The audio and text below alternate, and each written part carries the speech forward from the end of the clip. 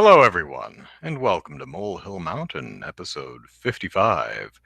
'Tis a solo show tonight. E. Zachary Knight is vacation, uh, uh, anniversary. I don't remember. He's busy, so um, no guest tonight either because I wasn't sure I'd be able to do the podcast tonight. I was either going to have to push it back or outright cancel it because my work, my full-time job, the stuff I actually do for a paycheck, is doing a big server migration today. And I'm part of that team that makes sure that everything works correctly, which meant that I had to sit around waiting for stuff to get moved so that I could test it and make sure that it worked. And it did. Yay! But if it did not, I would still be working. So, but luckily everything went fine. So we can do our podcast and talk about fun things like the Super NES Classic Edition, which Nintendo announced this week, and more importantly, things like the trailer for My Little Pony, the movie, and a new Child's Play movie called Cult of Chucky, and didn't see a trailer for it, but we've got a new Saw movie after 7 years or so coming out this fall. They're actually calling it Jigsaw, and I thought to myself, Jigsaw, but it's just called. And I thought, well, actually, Saw was kind of a dumb name in the first place. Jigsaw is actually a better, more appropriate name for the films anyway. So, yeah, I'm all right with that. I'm just glad to see more Saw because I like those films. Funny story. I actually know Mika, the guy who's in not Final Destination, the Possession. What the hell's the name of the franchise that was running almost concurrently with Saw for a while there? Jesus, Mika's going to be pissed at me because I can't remember the name of his damn movie. Paranormal Activity, that's what it is. So I think Paranormal Activity came out the same within a couple of weeks of Saw 6. And I was making fun of him. I said, dude, Saw is going to eat your lunch. I was wrong. And actually, to this day, I have still never seen any of the Paranormal Activity movies. Sorry, Mika. Mika's not like a humongously close personal friend of mine. I just know the guy. I sang with him in barbershop, so with the Westminster Chorus, so that's how I know him. Anyway, let's see what else there was. Saw the trailer for Netflix's Death Note, which looks sufficiently different from Death Note to justify being the 50th version of Death Note to be out there. When it was first announced, I was thinking to myself, really? More Death Note? Because there's the manga, there's the 26 episode anime, there's a full television series, at least one. I think there's 3 different movies. There's a musical.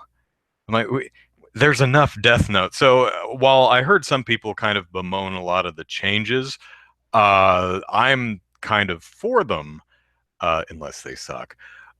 Because I've seen Death Note. I like Death Note, but I've seen Death Note and it's great, but I don't need to see it again just in English, do something different with it. And it looks like this is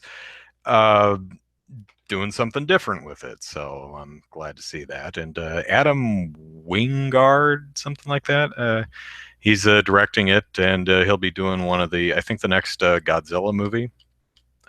Godzilla King of Monsters or something like that, which should have Rodan and Mothra and King Ghidorah and all kinds of monsters in it. So that'll be fun. The My Little Pony trailer looks cute, as My Little Pony is wont to do. Boy, did they CG the shit out of that. Wow.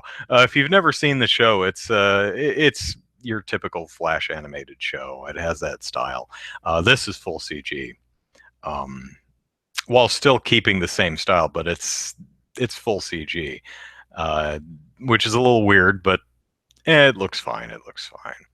Um, Although I was weirded out the other week when I was catching up on My Little Pony. They stopped episodes and they had an Equestria Girls special, which was all right. I don't have a problem with Equestria Girls. I think most of the movies have been pretty good. I think all the movies have been varying degrees of pretty good. So, Cult of Chucky. Child's Play is one of my favorite horror franchises. I quite like them. I own all of them back there somewhere. And this new one looks like it's Curse of Chucky. The last one went back to trying to be spooky and horrific, and this one looks like it's doing the same thing. It's just going a bit more gory with it, like overtly, gruesomely gory, which I'm also totally okay with because I love that stuff. So very interested to see how that comes out. Some other news that I read is the guy whose name I don't remember, who did the soundtrack for Killer Clowns from Outer Space, is doing either a Indiegogo or GoFundMe or Kickstarter to do a symphony redo the Killer Clowns score with a symphony orchestra, which is pretty great because it's really a great soundtrack. It's a full synth soundtrack, very similar to what you would hear in a John Carpenter movie.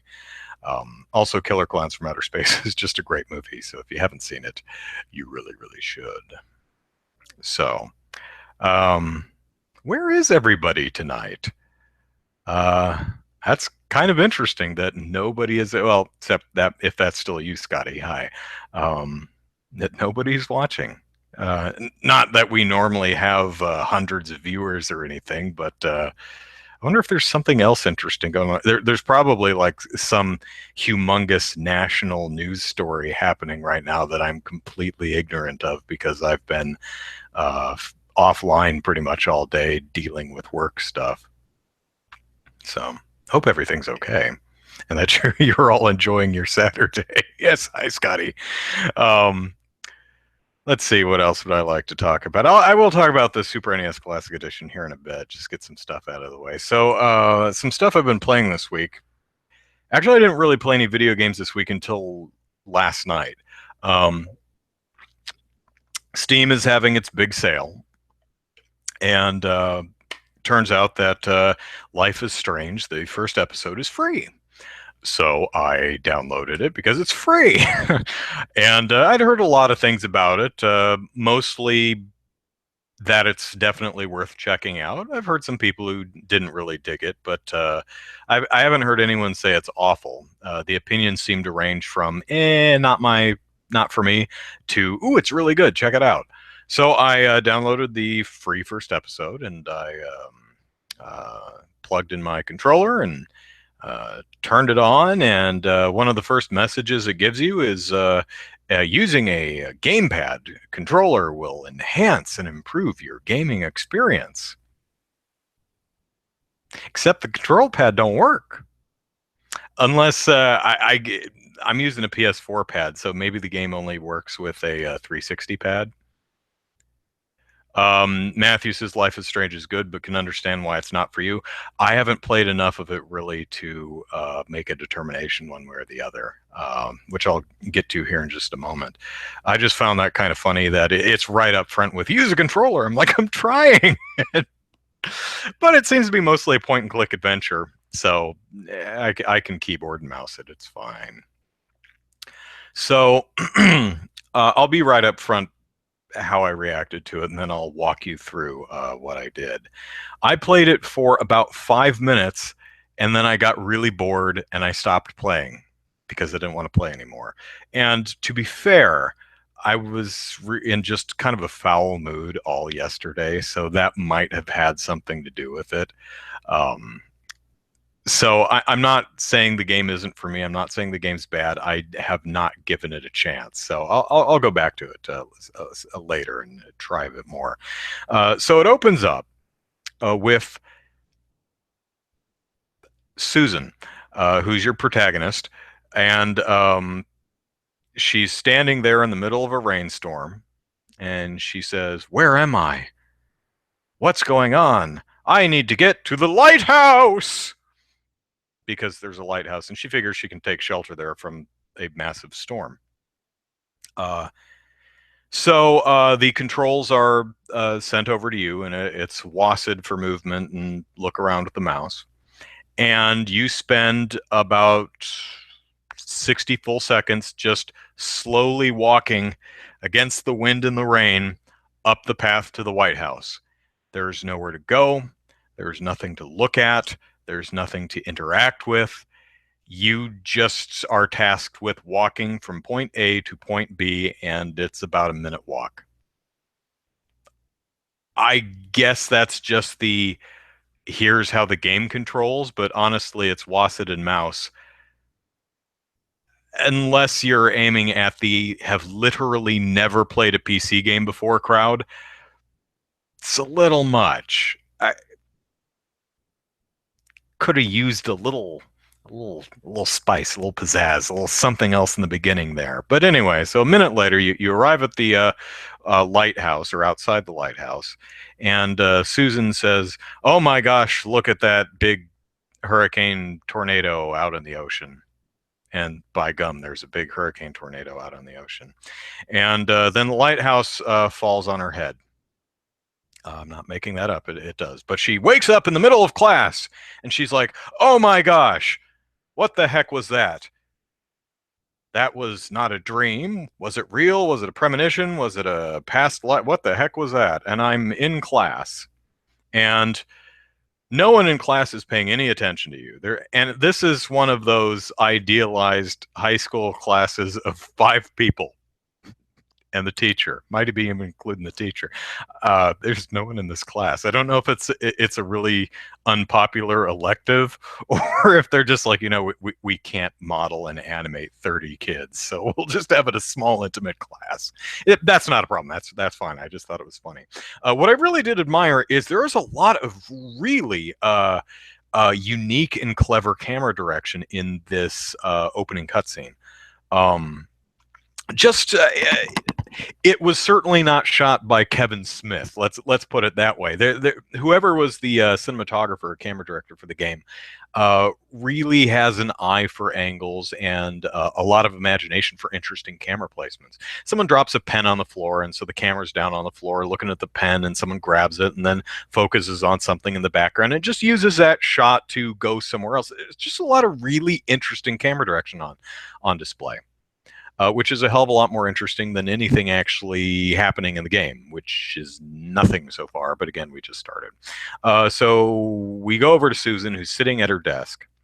And the game is trying to tell you to look at a photograph on your desk.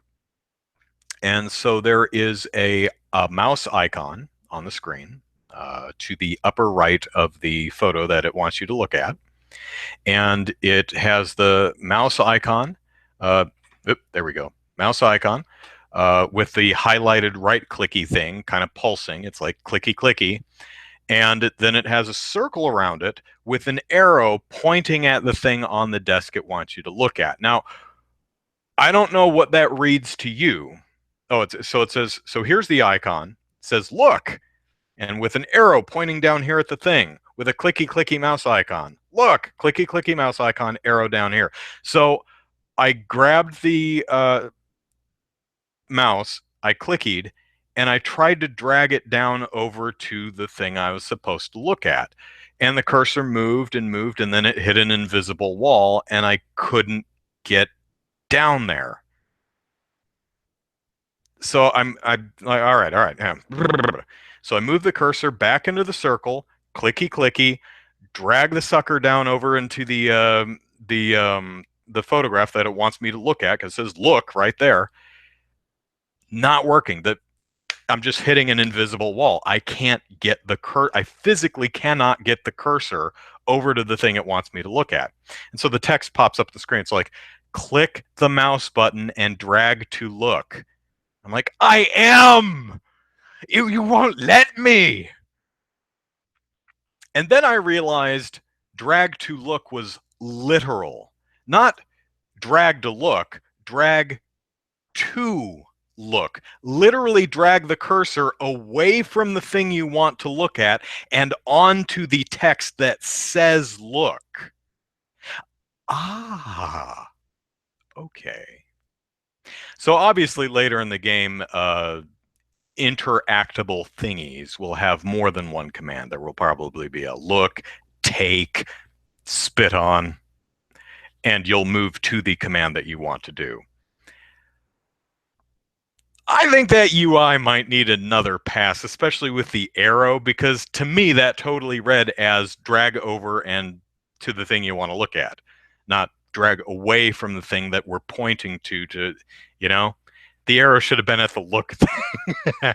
But so anyway, you look at the photograph, and it's a photograph of Susan in her room looking at a wall of photographs that she's tacked up onto her wall.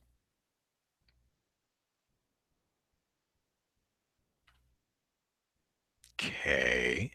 And she says something akin to, I shouldn't show this to Mr.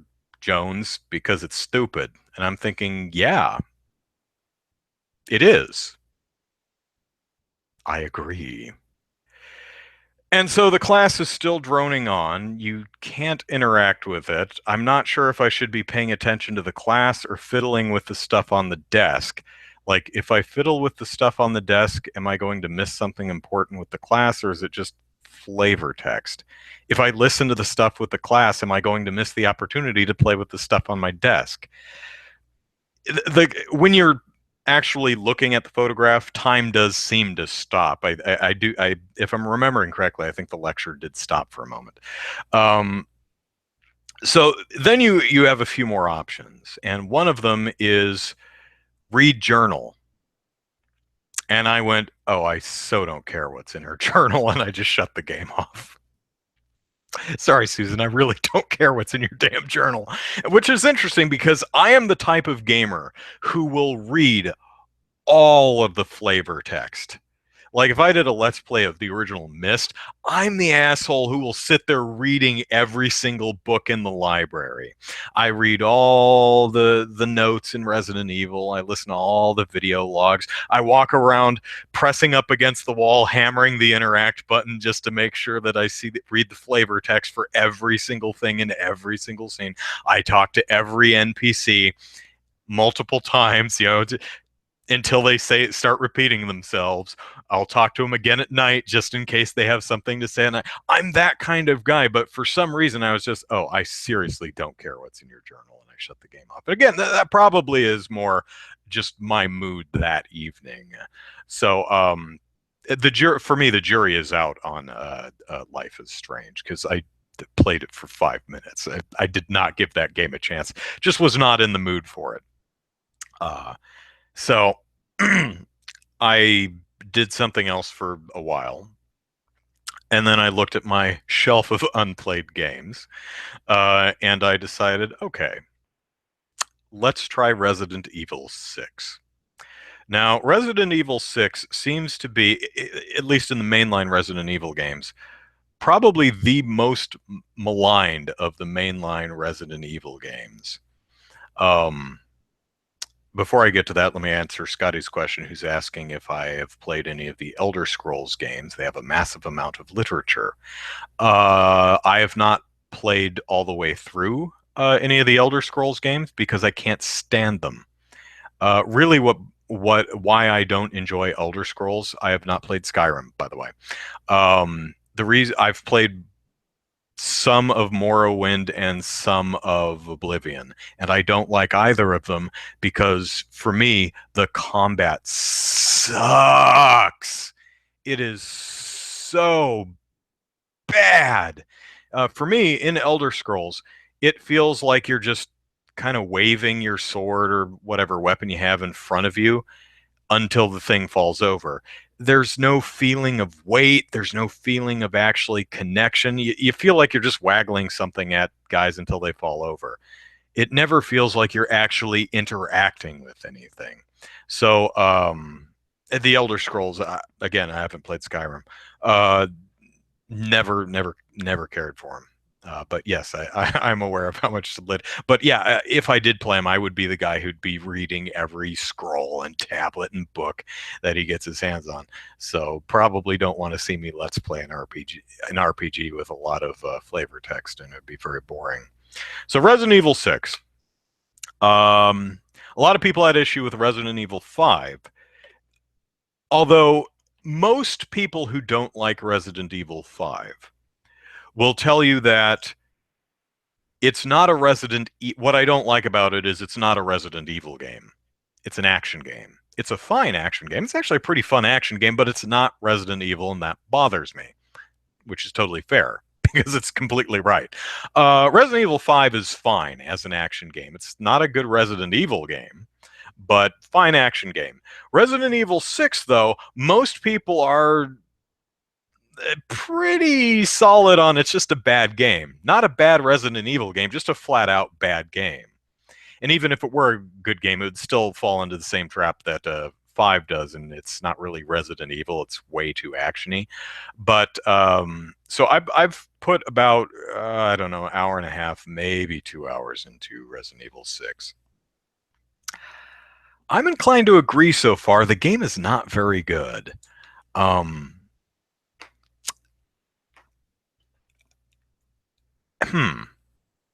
One thing I'll point out is there are no instructions. The box is empty. There's no instruction manual. There's no digital manual, and the short tutorial you get during the prologue sequence doesn't cover really basic things like reloading, which I figured out because I've played all the Resident Evil games. It's the was it square? Yeah, square. Hold, aim, and hit square to reload. I figured it out. But I found it kind of funny that it never actually tells you how to do that. It also it tries to do a few things differently. It gives you a lot more mobility options when you're shooting. Resident Evil is typically, if you're aiming and shooting at something, you are rooted to the spot. Resident Evil 4, I think, was it broke new ground by allowing you to turn around 180 degrees. This game has a lot more movement options. You can actually walk forward, backward, side to side while you're aiming. You can actually dive backwards and shoot prone. Not totally clear why you would want to do that yet. I guess it's a good way to dodge enemies that lunge at you. Just a quick jump out of the way. You can also take cover behind chest-high walls. I've found no use for that yet because, with the exception of a couple zombies that spit at you, nothing shot at me yet.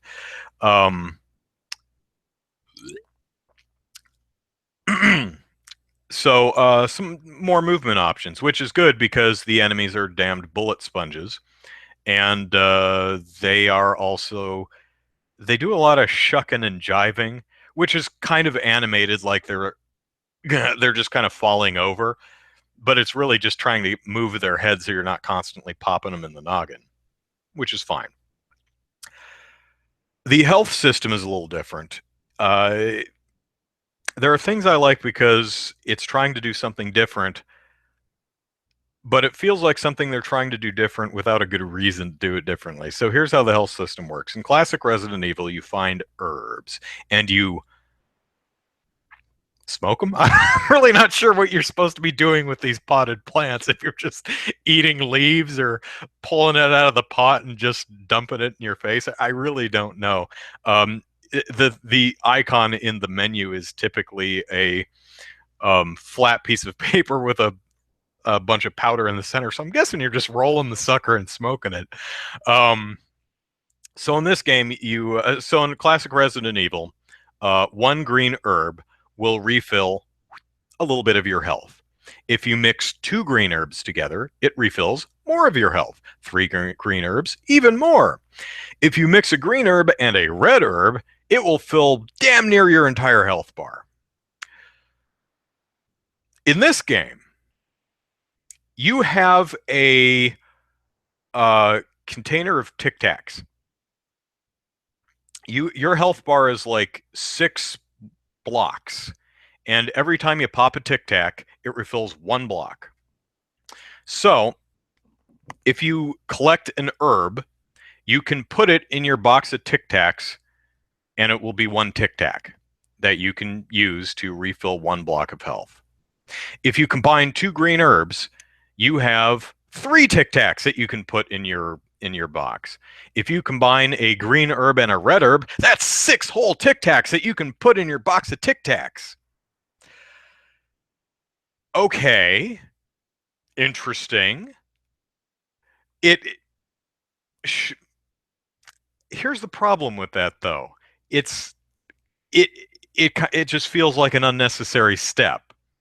Um, Also, it's really annoying that if you only have 1 or 2 blocks of health, you just have to tic tac, tic tac. You have to sit there just. You can only eat one tic tac at a time. I have not found the button for dump the tic tacs in your face. So I applaud them for trying something new and coming up with something rather unique. But it's just needlessly cumbersome for no good reason, and it's just boring because it takes forever to refill your health. Scotty says, "Do these Tic Tacs at least make the character's breath minty fresh? One can only hope." Some other issues I'm having with the game is as I mentioned earlier, is the enemies are bullet sponges. Um, I have literally unloaded 8 shots into a zombie's head, and it's still not going down. There is a line in which on one side is tension and on the other side is boredom. So Resident Evil is typically a survival horror. There are lots of enemies around. You've only got so many bullets. So you have to decide, am I going to use my bullets on that zombie that's in my path, or am I going to try and sneak around him and save my ammo for when I might really need it? Um, and it can create some tense situations when you are blocked by an enemy and you're, oh man, die, please die, I've only got 6 bullets left. That can be really tense. At some point though, if you just pump ammo into an enemy and it's still not going down and there's 6 other enemies around you, it just gets annoying. Because then it's like, well, what do you want me to do? I've got 36 bullets, which seems like a lot, but there's 8 enemies in this room, and they all take 10 to 12 shots apiece, even in the head. It just it gets annoying. It's not tense, it gets annoying. Um, Also, the zombie dogs in this game are a real pain in the ass to hit. Um, because they're also bullet sponges and they're just really quick. And they're always constantly at your ankles. So you're always trying to aim down and you end up spinning in a circle looking for the dog that's circling you, nipping at your heels. And while you're down there looking for it, some other zombie inevitably comes up and smacks you in the head. Great commercial for Tic Tacos because now I want some. Yeah, Tic Tacs got auto corrected to Tic Tacos for Giddle. That's funny. Tic Tacos. It's actually get some ideas. So the other problem with the game, so combat can become annoying. The other thing, and this is probably the biggest problem I have with the game, is it is so in. Let me preface this by saying that there appear to be 4 different campaigns in this game: Leon, Chris, Marvin, and Ada. I don't know who this guy is. It's not Marvin, but I'm going to call him that. There's some 4th campaign. I don't know who it is. So I'm on Leon's campaign. I don't know how differently each of the campaigns play, but I've only been playing Leon so far, and it is incredibly linear. I am talking corridor. Even when it gives you a large space like a dining hall or a campus park, there are invisible walls that prevent you from going off the beaten path. Usually, it does a decent job with set dressing, keeping you on the path. Like, oh, there's a bunch of lumber that fell over here, can't go over there. Oh, there's an upturned car over here, can't go down that alley. Sometimes it just gives up and it's like, no, invisible wall, you can't go over there. In classic Resident Evil, even in an action heavy game like Resident Evil 4, even in Resident Evil 5, while these games 4 and 5 are linear in the sense that they have a start and an end point. In a lot of the earlier games, you're just in a really big area and you're wandering around and constantly going all over the place, unlocking more sub rooms and keys to different rooms. In 4 and 5, you're basically starting at A and you're moving to B, but between A and B was usually a fairly decent space that you could explore. In Resident Evil 4 and 5, you would say, okay, I need to get from one end of this village to the other, but there are a bunch of buildings and stuff that you can go into and search everyone's closet for stuff, right? In Resident Evil 6, there is nothing to interact with, there is nothing to search, there's nothing to collect. Most of the drops, most of the ammo and health and skill points, which you can use to purchase upgrades, are dropped by enemies. There are some things in the environment, and occasionally there will be a desk drawer you can open that will have a box of shotgun shells in it or something like that. But for the most part, there's just nothing to do. The game may as well be on rails. It is so damn linear. There's nothing to interact with. You know, in the games, you'd walk, there'd be this big ominous portrait of some gruff looking dude hanging above a fireplace, and you'd walk up to it and you'd hit the A button, and Leon or Claire or something would observe, well, that's a gruff looking dude hanging above the fireplace. Wouldn't want to meet him in a dark alley. There's none of that in this game so far, which is disappointing. It's just walk from one end to the other, and only along this very linear path. The game also has a nasty habit of locking you in a small room with a lot of enemies. And again, I've only been playing this for an hour and a half, 2 hours, but it's done that at least 5 times so far.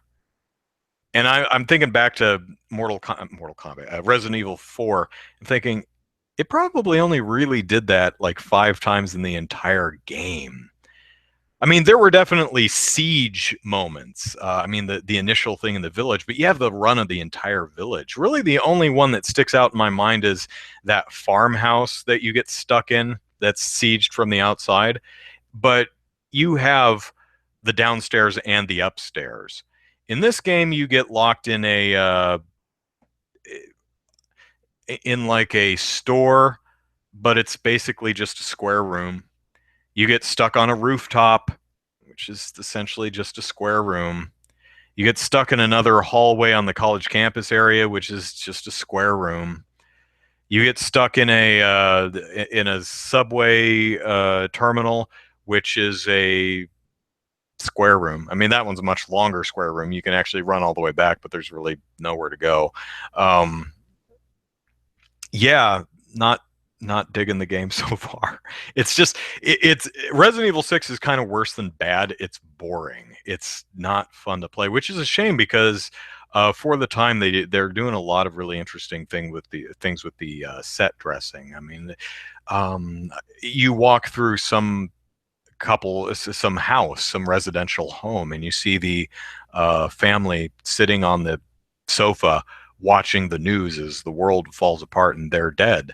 And you walk, and it's a haunting scene. And you walk past, and you go down a hallway, and there's past the open windows, you can see just not Raccoon City burning and cars flipping over and zombies wandering around outside. It sets a very nice mood.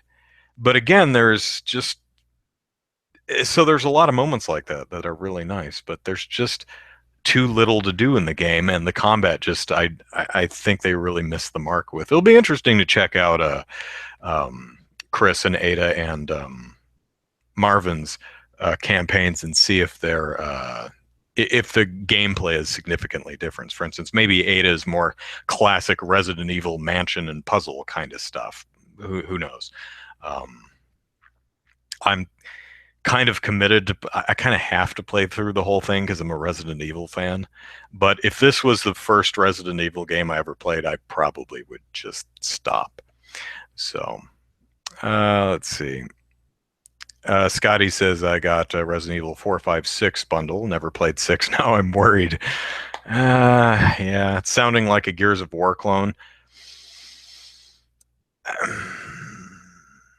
I wouldn't call it a Gears of War clone. I think it's taking some elements of that. There's also a lot of yeah. Here's another interesting thing. I was talking about how the enemies are bullet sponges. You can actually melee at will. In Resident Evil 4, you had to. It was very contextual. You only in certain situations could you do the spinning back kick thing.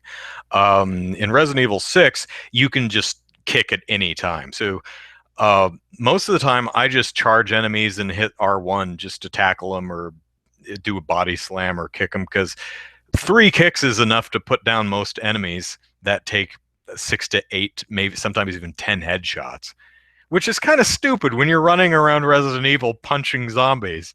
That could be fun, but the game's obviously not built for that. It's really awkward to do that, but I find myself just kind of running past zombies, and I think that's what the game wants you to do.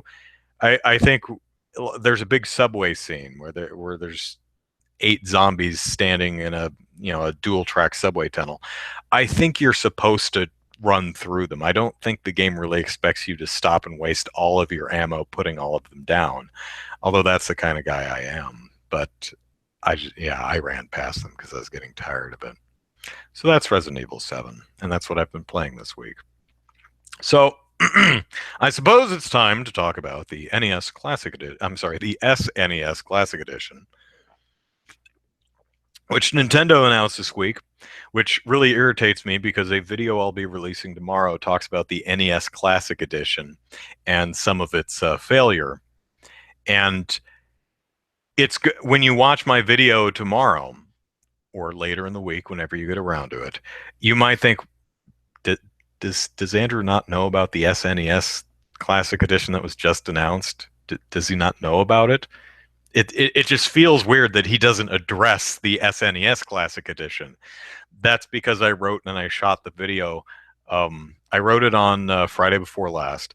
I shot it on last Sunday, and I if you look at the date on the video, it's like June 25th or something, which is the day before SNES Classic was announced. So, oh well. It's been available.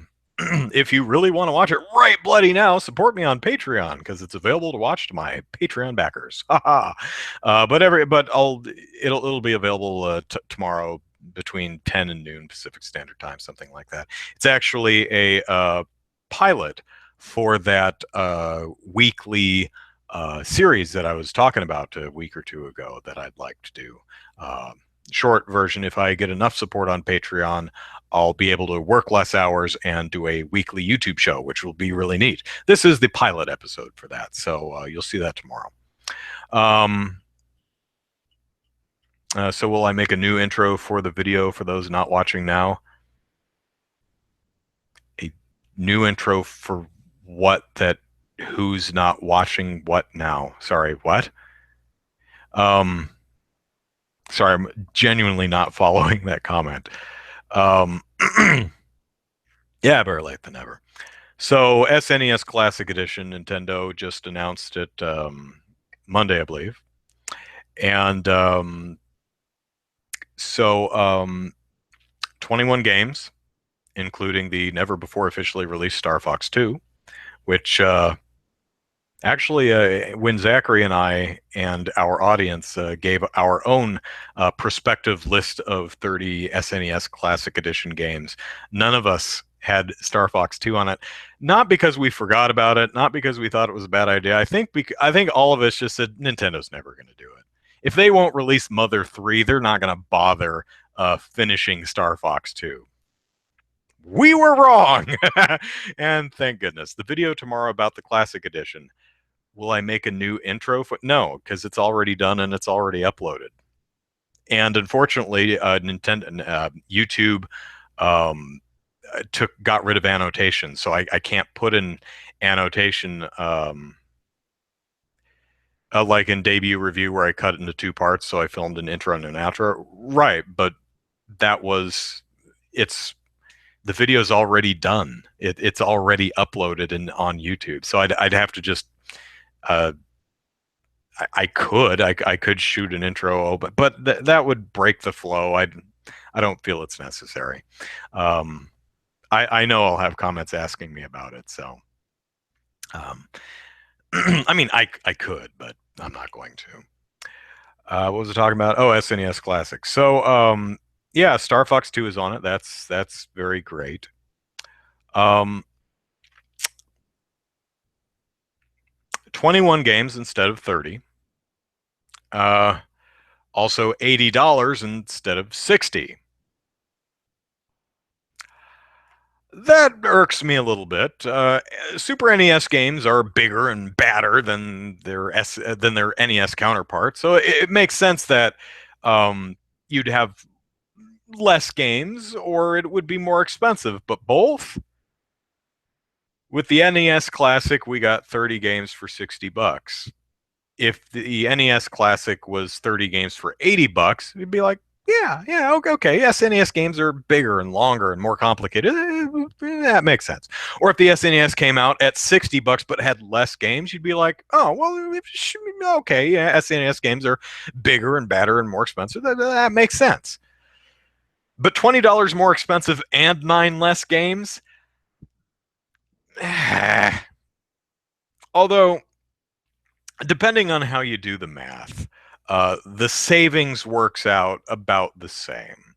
For example, the NES Classic Edition was 30 games for $60.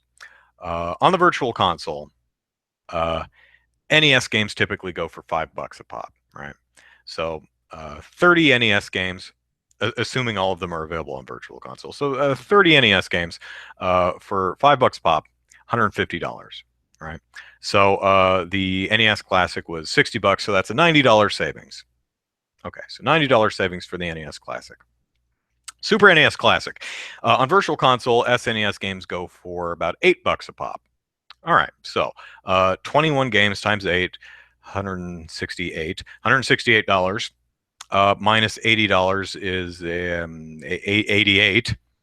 So $90 for the NES savings and $88 savings for the Super NES. So $2 less savings, but it's still same ballpark, right? But if they had 30 Super NES games, for $240 minus 80, 160 would be a $160 savings, right? If they had a full complement of 30 games on there. I mean, that would be great if they did that, because there are so many awesome SNES games that they could have added to that. I really don't have a complaint with anything on there. I think probably the game that surprises me most is Kirby's Dream Course. That's another game that none of us predicted. For those who don't know, it's basically golf with Kirby. I've never played it. I hear it's good though. It kind of reminds me of Metroid Pinball. It's a game where you're like, really? But everyone says, no, seriously, it's good. So, hey, Kirby Dream Course. Really, the only games that I think are missing that really should be on there are Pilot Wings, a game I don't like, but that feels like just a classic stalwart of the SNES era that should be on there.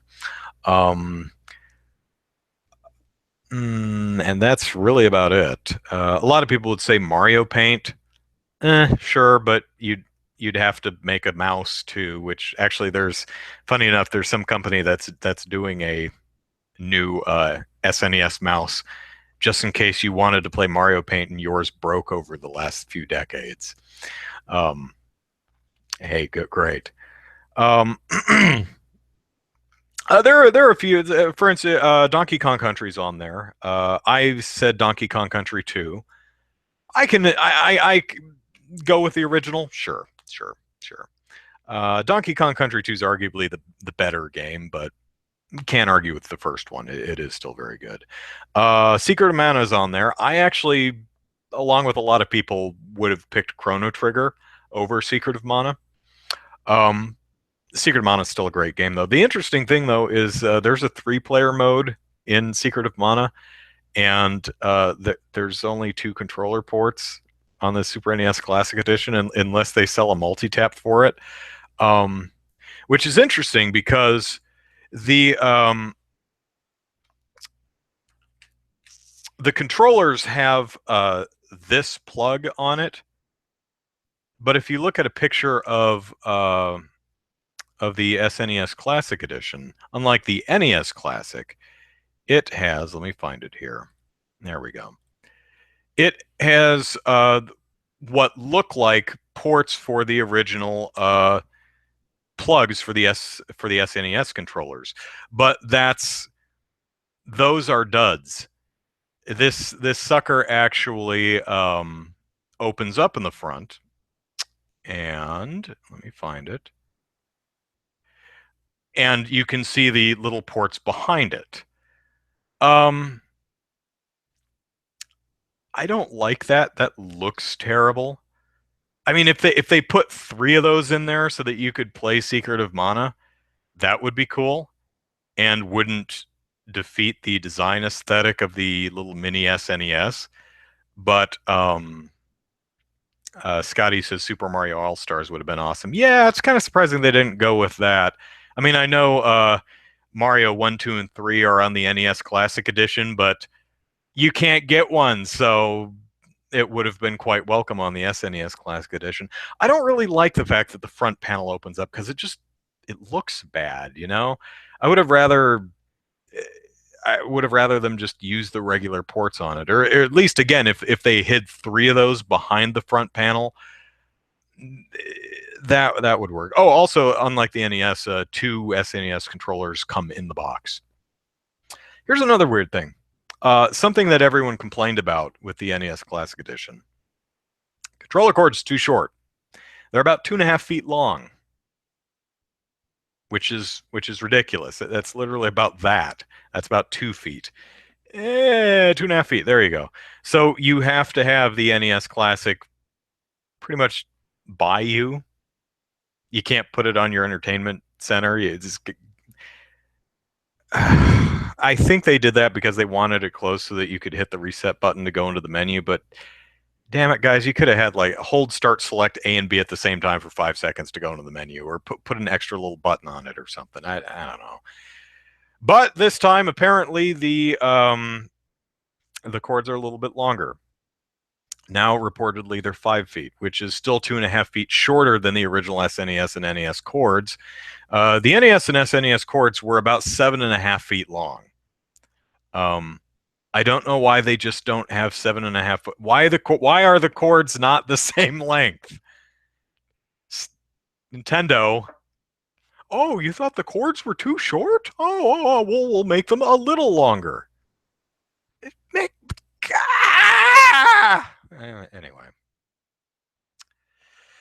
So no pre-orders for America, at least. There were some pre-orders for the UK, and they immediately sold out. But don't worry, Nintendo says they'll be producing significantly more. Have you seen a Switch on the shelves in 4 months? I haven't. I never saw the NES Classic on the shelves. So I've heard from several people who said, you know what, not even going to bother. Which isn't going to hurt Nintendo at all because they'll sell every single unit they put out there, and then scalpers will make even more. But it's I think Nintendo should be concerned that so many people lost faith in them. Said, I'll never be able to get one. Why even bother getting excited? I can't pre-order it. I'll never be able to find it in stores. So whatever, which is very sad to me. Also, Nintendo did get somewhat upfront of the fact that this is intended to be a limited edition item that's only being sold through the holidays. I still maintain that this is something that should be on the box, on the website, and prominently in every single television commercial. Because burying it in the press release is not going to help any. Oh, I'll see it there because I'm a dork who reads the press releases. But average person who says, ooh, SNES Classic Edition, they're not going to have any damn idea. And it amazes me that Nintendo's going to make the exact same mistake again. Hopefully I'm completely wrong about that. Let me see what the chat's going on. Let's see. Don't know what. Whoops. Yeah, Game Boy Mother 3 is on Game Boy Advance. So yeah, that wouldn't bet on the SNES Classic Edition. Let's see. You think Square wanted too much for Chrono Trigger? Just shot in the dark there, or because Secret of Mana's on there? You think Square was like, okay, you can have Secret of Mana. No, Chrono Trigger? No, that'll cost you. Maybe. Who knows? To be fair, the whole USA SNES looks bad, so it's keeping in line with the thing. Well, I mean, we're talking about the hang on. Let me unplug this. The SNES, this is what our SNES looks like. This is the American SNES. So this is what the American SNES Classic Edition looks like. Yeah, I agree. The UK one looks cooler. But this is what we Americans grew up with in the 90s. So I'm okay with it looking like this because it's what it looks like. And yes, I actually have this hooked up to my TV right next to me so I could immediately grab it. I didn't have this, I actually had to unplug this. So yeah, the Japanese and the UK version of that look arguably cooler, but hey, that's what the American looks like. Get asks, are there extension cords for the controllers? Not from Nintendo, but yes, there are. Which everyone bought for the NES Classic Edition, at least the ones who were lucky enough to get one of those.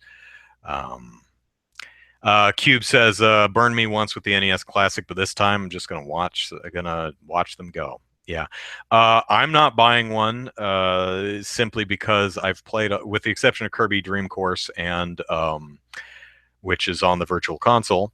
So if I really want to play it, I can play it. And Star Fox 2, which no one's played, at least the full, complete, official version. I've played all those games. In fact, I own about half of them. So maybe closer to a third. I'd have to go count. What was my point? Oh yeah, I've played all of them. I own a good chunk of them. So Kirby Dream Course, the one I haven't played, I could play on Virtual Console. And Star Fox 2, never a fan of Star Fox.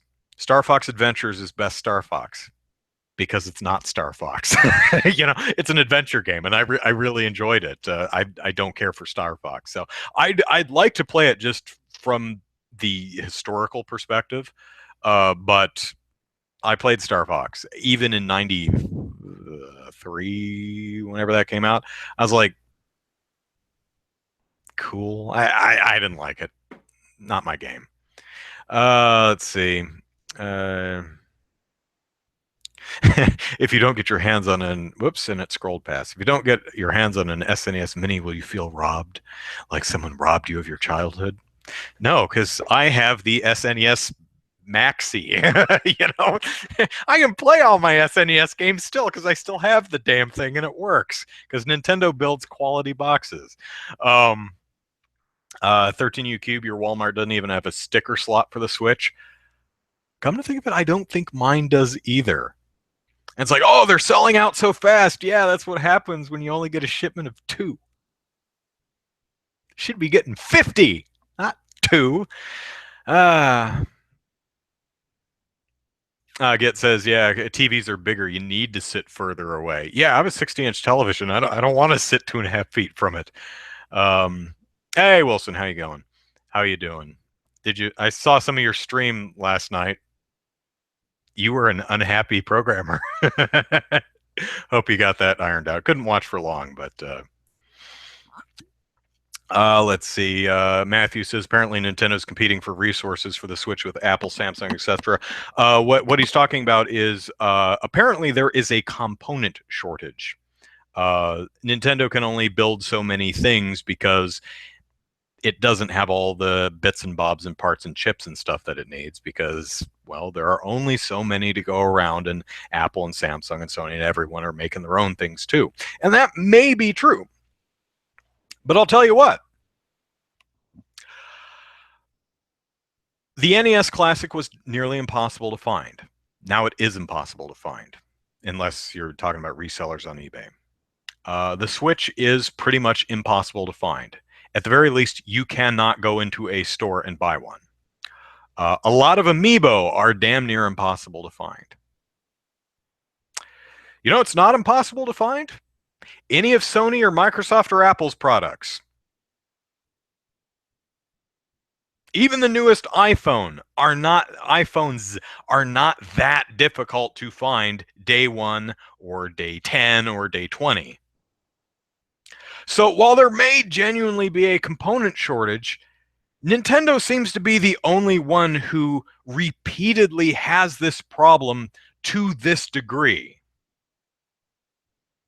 At some point, it's got to be Nintendo, right?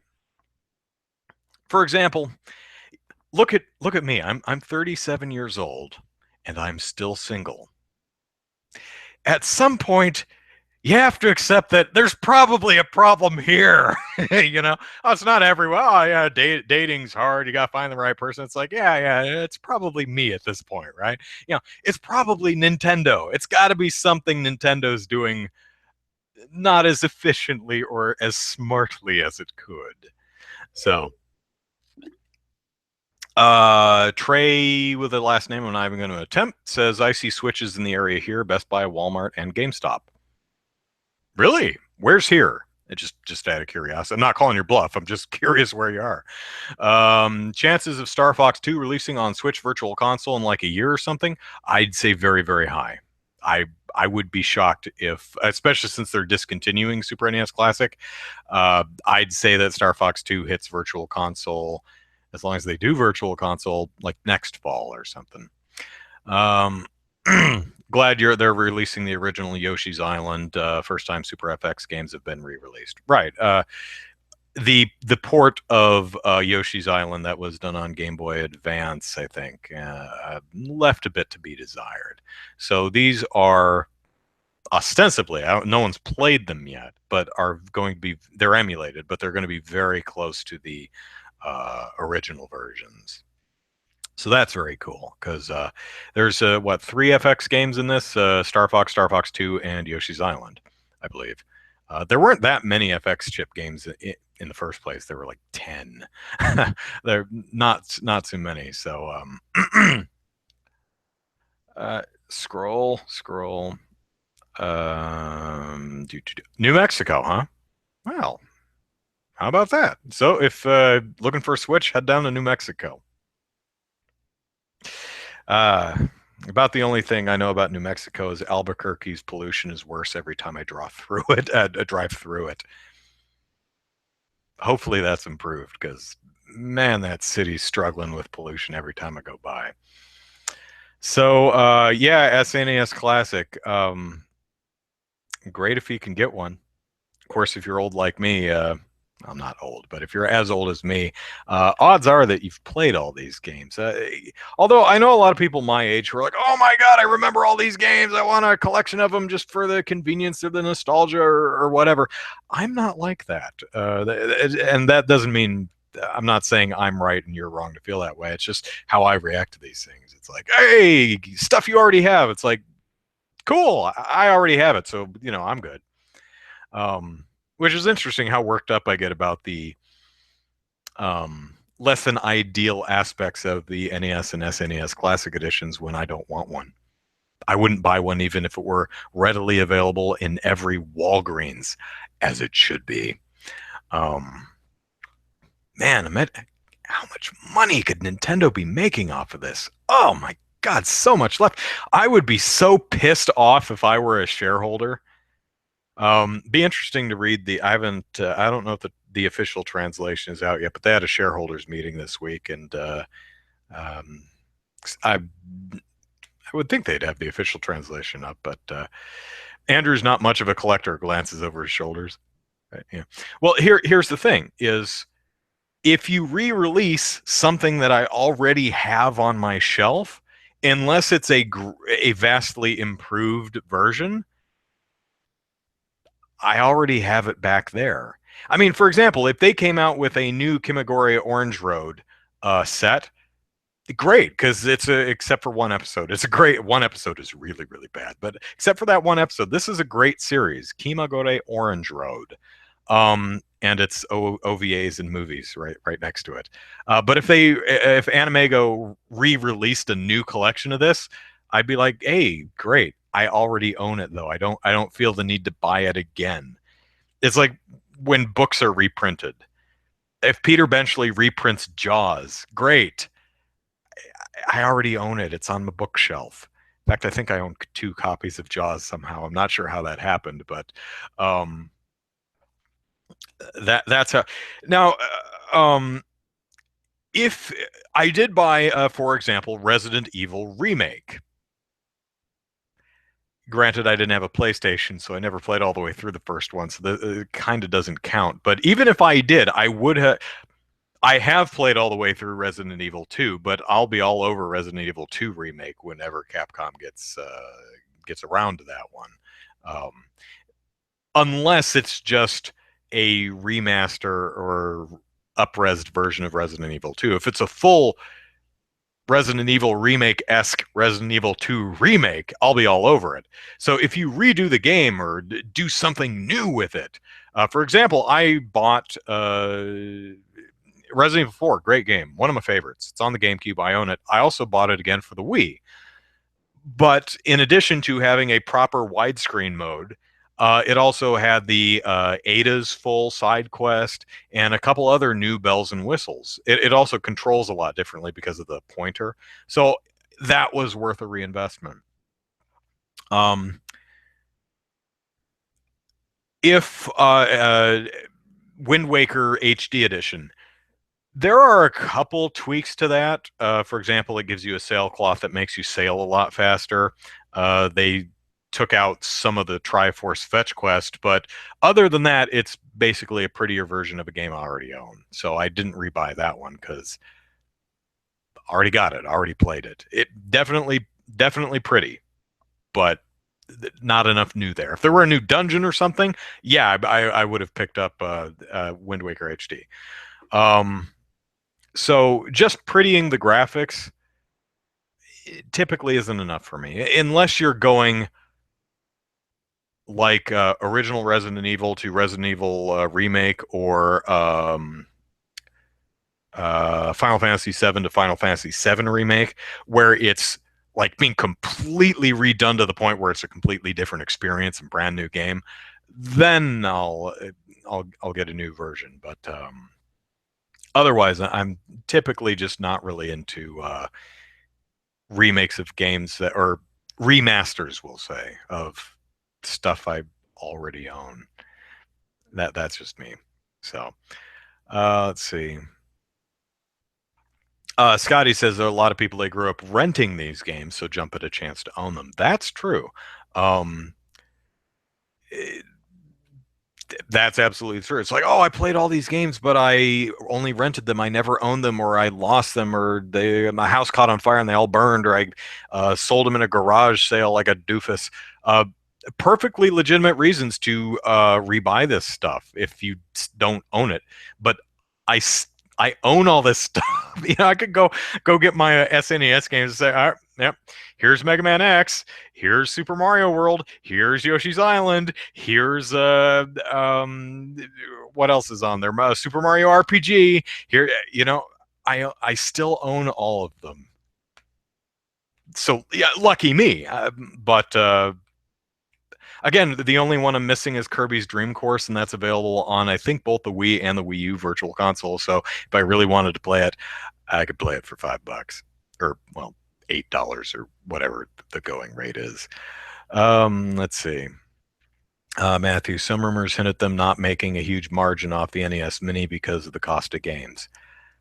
Maybe, maybe not. But I would very strongly suspect that at $60, Nintendo is not selling it at a loss. So even if they're not making much of a profit, they're probably making a profit, which means it behooves them to sell more.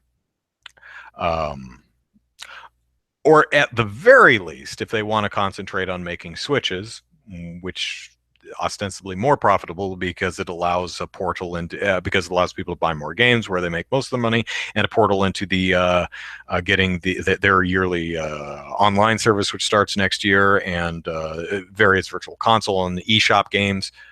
That's where Nintendo makes money, right? And that makes sense. But you also have to consider that Nintendo really soured a lot of people with just suddenly, we're done with the NES Classic, and everyone's like, what? I didn't get one yet. I've been trying for 5 months to buy one, and you're just gonna discontinue it? Guess which fingers I'm gonna hold up. That's not a good thing to do. Nintendo really pissed off some of its customers to the point where I've heard from several who are like, "Not even going to bother because I don't trust Nintendo to put enough on the market, and they're just going to discontinue it anyway. So why go through the hassle?" And that's not something you want your customers to be doing. That's bad. That's less than good. Um, Oh, did I get around to finishing the guide I sent you?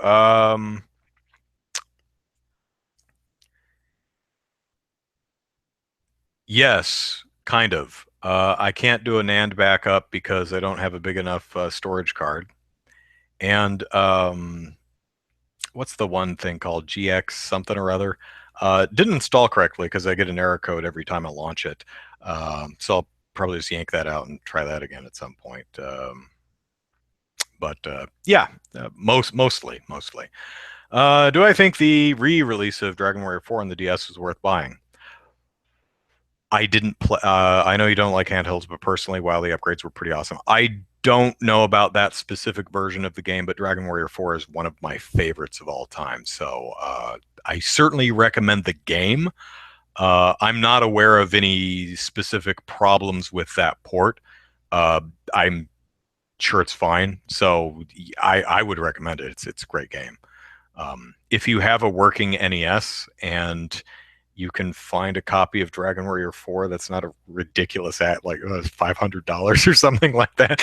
If you can find it for a decent price, I would recommend that unequivocally. But it's a great game, so I'm sure the DS port is just peachy.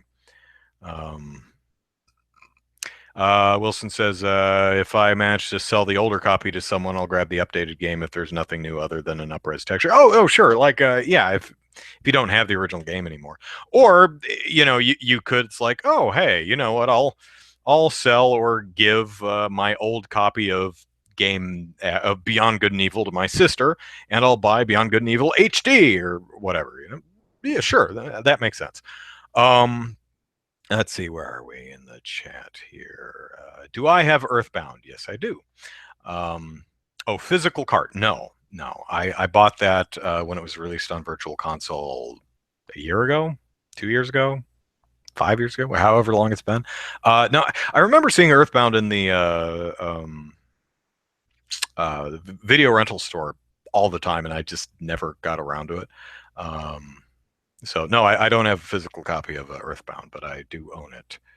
Most of the games I own, I actually have physical copies of. Let's see, Earthbound is one that I own a digital copy of. I think there's another that I just own a digital copy of.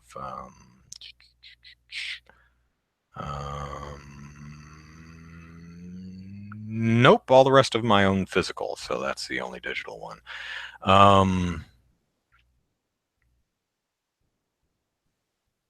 Your sister managed to grab the Earthbound cart by itself and then found the box and the manual separately. Wow, nice job.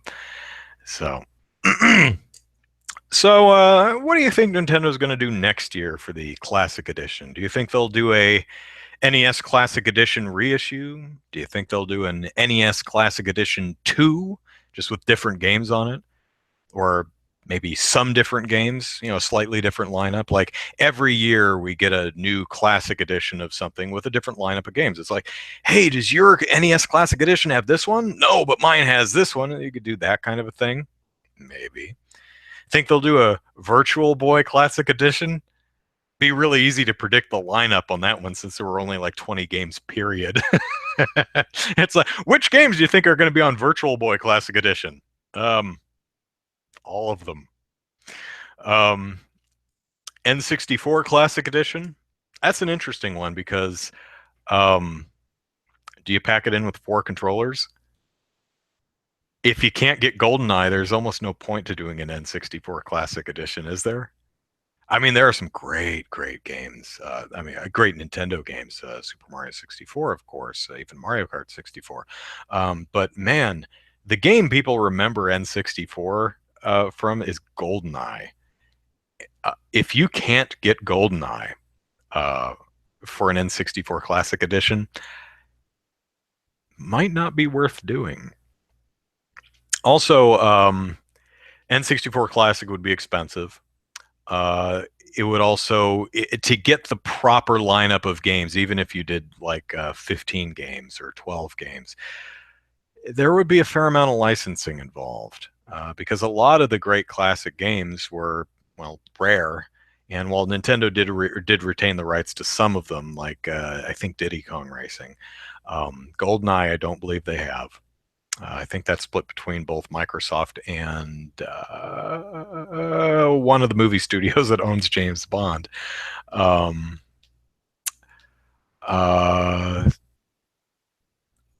like Blast Core is also rare, and that I would think would definitely need to be on there. Hmm, we'll see.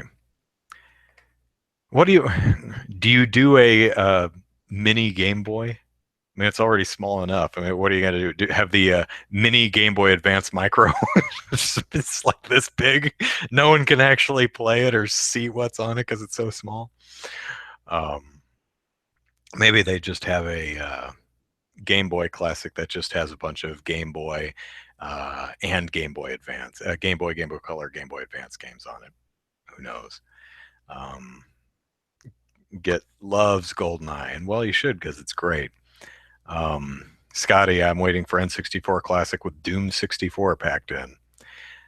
Trey thinks they're doing a Game Boy Advance Classic. I'd be interested.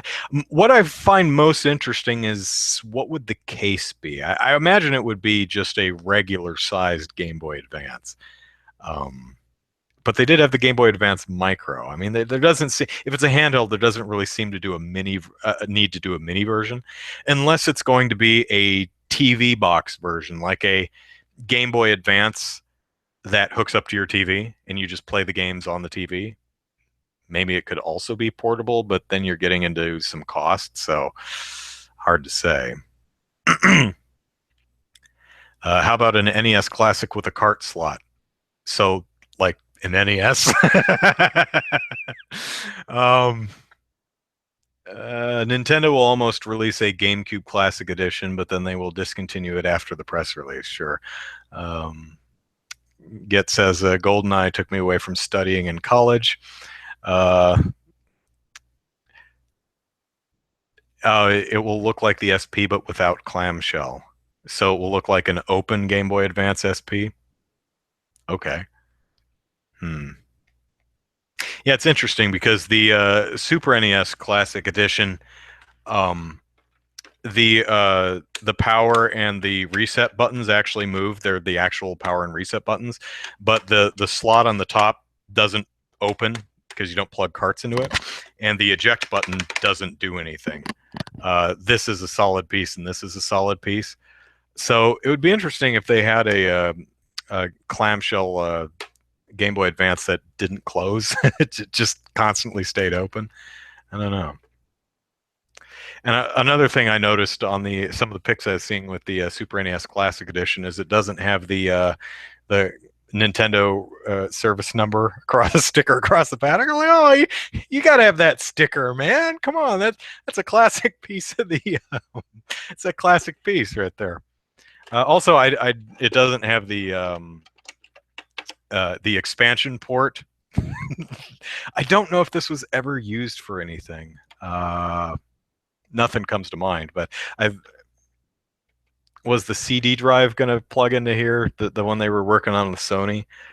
Maybe. You know, the N64, which is a little bit out of my reach, has that port. Well, it has the port on the top. Well, shoot. Okay, so as we all know, the N64 has the expansion, the port for the expansion pack on the top, but it also had that thing on the open, but also had that thing on the bottom, which is where that 64 DD the disk drive went. So it had the thing and it stacked on top of it, which was only available in Japan. All the consoles, if I don't, Kelly has my GameCube. That had a expansion port. It actually had like two, one for the LAN adapter and one for an expansion that was never used. So at least Nintendo's forward thinking, even if it doesn't do anything with this stuff. Now I have to plug all my consoles back in. So re-release the system with 720p basically and a brand new modified gun that works on flat screens. Oh, for Duck Hunt? Yeah, that would be cool. What did the Super Game Boy Advance plug into? The Super Game. You mean the Super Game Boy Advance? That was a thing that sat on the bottom of the GameCube. But there was a Super Game Boy which was used for the Super NES, which was basically a Super NES cart that you plugged Game Boy games into. So it was kind of like the Game Genie, which was a bridge between the carts and the system. You'd plug it into the bottom of the cart and then plug the whole thing into the system. It would be sticking out really far. Or one of the Sonic games did that too, where you'd have the Sonic game and then they had, I don't know, Sonic and Tails expansion or whatever, and it plugged into the one side and then you plugged that into the Genesis and you had this cart sticking out the top. It was great. When will I cut my hair? I don't know. GameCube had the broadband port and also the Game Boy Advance player port. Yeah, that's right. The other port was used for the Game Boy Advance, which I forgot about. It also had that the link cables, so you could play Pac-Man Versus. So you could hook up a bunch of Game Boy Advances and play Pac-Man Versus and Four Swords and Final Fantasy Crystal Chronicles and one or two others, which I never did. Not a lot of people did because that was just a huge hardware requirement. You'd need a GameCube, a television. You'd need 4 link cables, 4 Game Boy Advances. A lot of the times you'd need 4 copies of the same game. Final Fantasy. From what I've heard from the people who actually could play Final Fantasy Crystal Chronicles the way it was meant to be played, great game. I never got a chance to play it, but what will be the first 3 Switch games that I buy? Mario Odyssey, Mario and Rabbids Kingdom Battle, and probably Xenoblade Chronicles 2. I'm holding out hope. I mean, oh boy, does that sucker look rough. It also just doesn't look very good. Maybe it just had a poor show. I'm still holding out hope because I love the 2 Xenoblade. I haven't played X yet, so I'm just very confident that it's good. But Xenoblade Chronicles is great. X I still need to play, and Xenoblade 2 looks kind of terrible, which is making me really sad and nervous. But I'm fingers crossed. I'm holding out hope. As long as it doesn't end up sucking, Those are probably the first three games I'll get: Mario and Rabbids, and Xenoblade Chronicles. Play X. Oh, Xenoblade Chronicles X. Yes, I completely plan to. I just have to finish Xenoblade Chronicles first.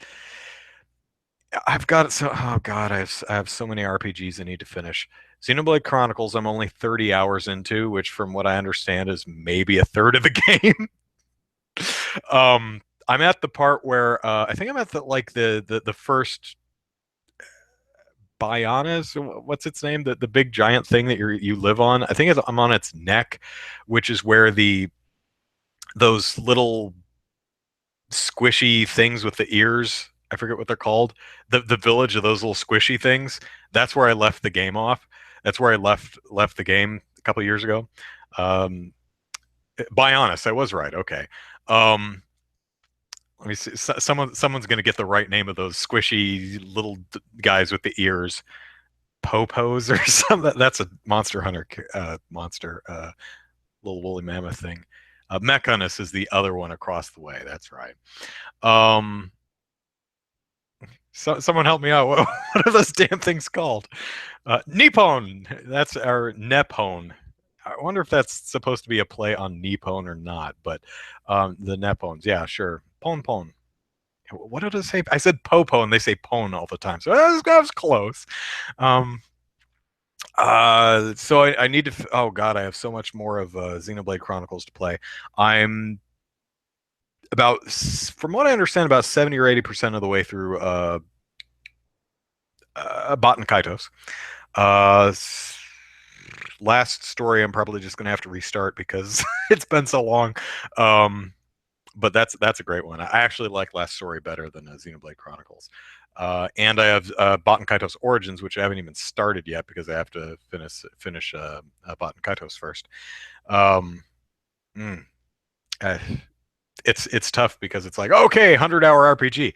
I don't have time for this. That's the difficult thing, is that it's hard for me to, because I'm the type of gamer who I really like just taking an afternoon or an entire day. Like, if I sit down to play games, I want at least 3 hours. So a lot of times it's difficult for me to start a game because it's like, well, I've only got like an hour and a half. It's like, that's not enough time. I don't want to play for an hour and a half. So most of my gaming is done on weekends, um, when I occasionally will have an extended period of time to work on stuff or to play games, um, which maybe was why I don't know. I need to give Life is Strange another shot, um, because 5 minutes is not fair to that game. Oh Jesus! I totally forgot Breath of the Wild. Okay, Mario Odyssey, Mario and Rabbids Kingdom Battle, Breath of the Wild. Yeah, wow, was that a big oops. So Xenoblade Chronicles just moved down into fourth place. Holy crap, how could I? Yeah, absolutely Breath of the Wild. Stardew Valley, if I really cared, I'd have already played it. Um, and it's fine game, but Harvest Moon typically doesn't really do much for me. I rather enjoyed most of Rune Factory Frontier, which is kind of Harvest Moon plus dungeon crawling. Uh, Noise, neighbors. So Dragon Quest 11, absolutely. Almost certainly not getting that for the Switch though.